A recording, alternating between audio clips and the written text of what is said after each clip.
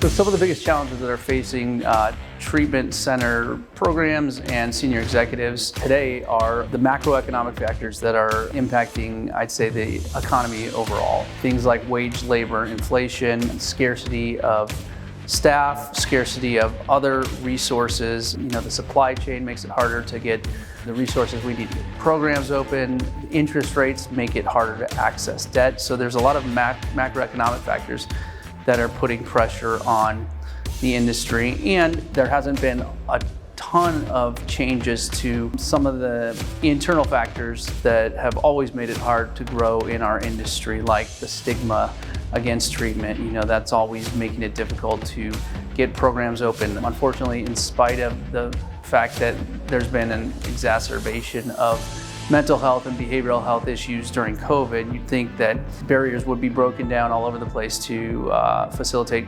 treatments, programs from opening, but there's still a lot of those same barriers in place that are really hamstringing programs from expanding. So you combine the macroeconomic factors with all the internal factors that we had to deal with prior to COVID, and it does make it more difficult.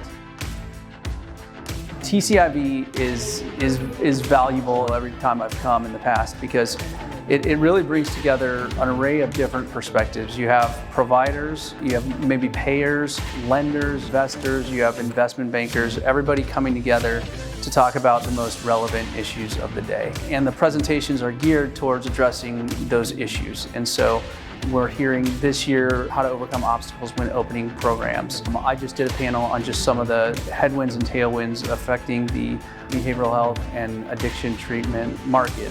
And so it's really a great time just to learn from others. I spend probably more time outside of the sessions just networking with different providers and vendors and getting to learn kind of what's going on in the industry.